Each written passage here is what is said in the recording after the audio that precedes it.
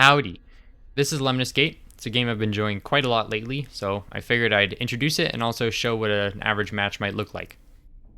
It's a turn-based FPS that takes place in a time loop. So what this means is that all your actions that you do in one turn happen in all following turns. It'll make more sense once we actually get into the game. There are multiple characters, I believe 7 or 8, and each character has a unique gun, sometimes some unique movement stats, and then one unique ability, which means that all in all, it's pretty easy to pick up each character and learn how to use them. As of right now, the game is $20 on Steam, and it also exists on some consoles, and the nice part is it has crossplay. And the really cool thing about this game, I think, is that it's really easy to get into because as long as you have one friend that's interested in playing it, there's a 1v1 game mode and there's also 2v2. So yeah, all you need is one friend. You can hop right in and start trying to figure out all sorts of funky strats and whatnot. Anyway, let's get into the game. The game mode for this match is Domination, in which there are 3 points at the center of the map, and you want to control all those points. The way you control that point is by having the most damage in it done to that point by the end of the round.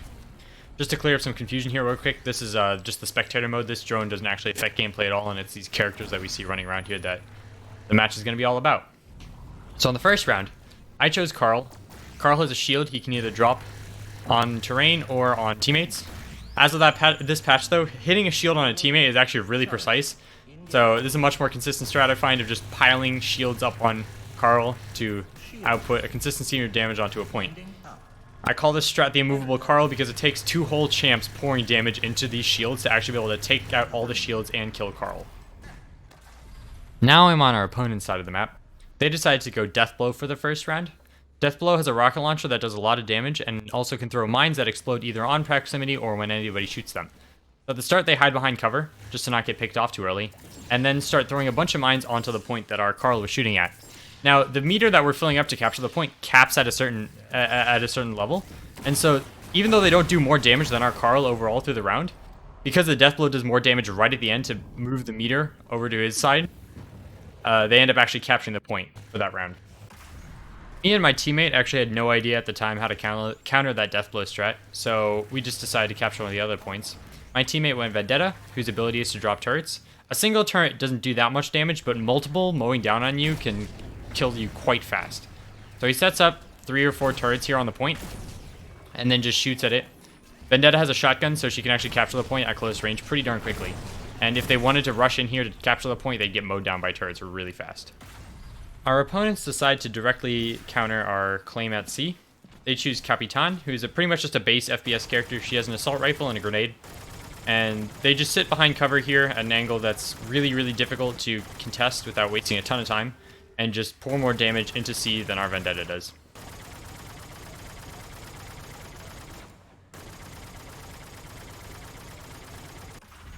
Now it's time to do something about this deathblow.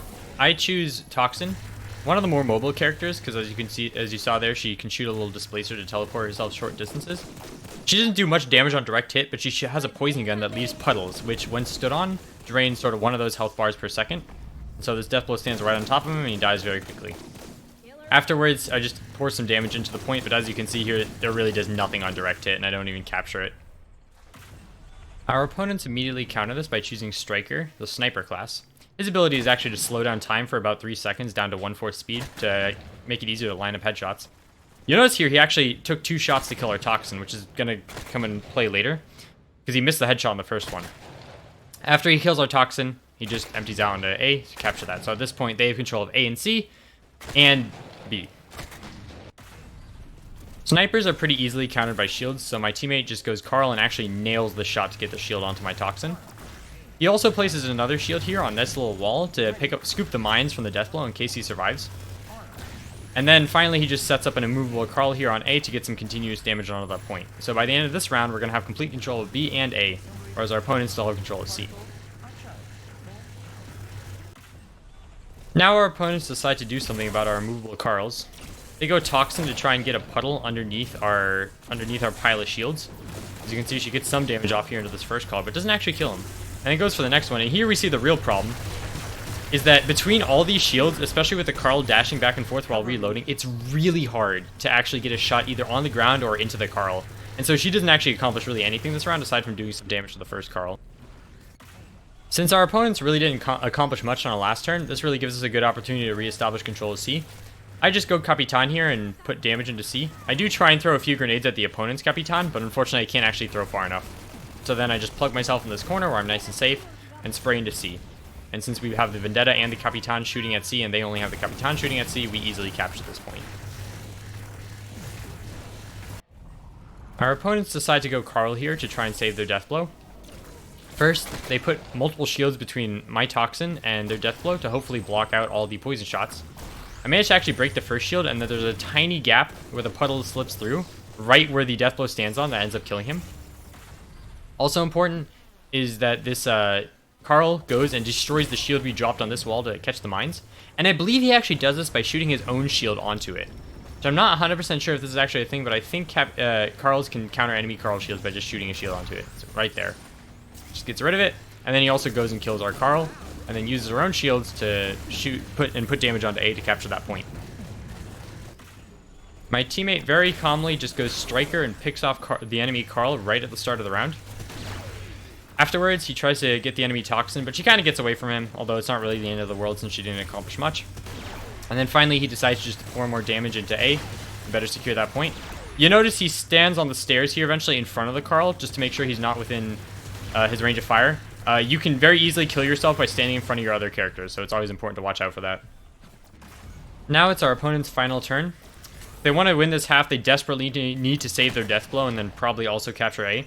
They try and save their first Karl, but they miss, and then they place a proper shield to actually block the Toxin this time from killing the deathblow, and this time also kill the Toxin for good measure. Once again, the Karl also destroys the shield on this wall to block the mines, and then he goes and just tries to kill the sniper, and potentially our Karl to just better secure A. However, some funny stuff actually happens this round. So first of all, when the deathblow throws one mine onto the shield we drop on this little wall here, we'll get here eventually. By some glitch, mines actually can still land there even after they explode. So he keeps trying to throw more mines on the point, and they get stuck here where they're not actually doing damage to B, which is huge. And then on top of that, if you watch here at the very end, we just barely cross the threshold onto A. Just our Karl pouring damage on the point. Beats out the sniper, their sniper pouring damage on the point, and actually managed to capture this A. So by the end of this round, we just barely get A, solidly get C, and then also just barely get B as a result of this interesting glitch with Deathblow's little mines.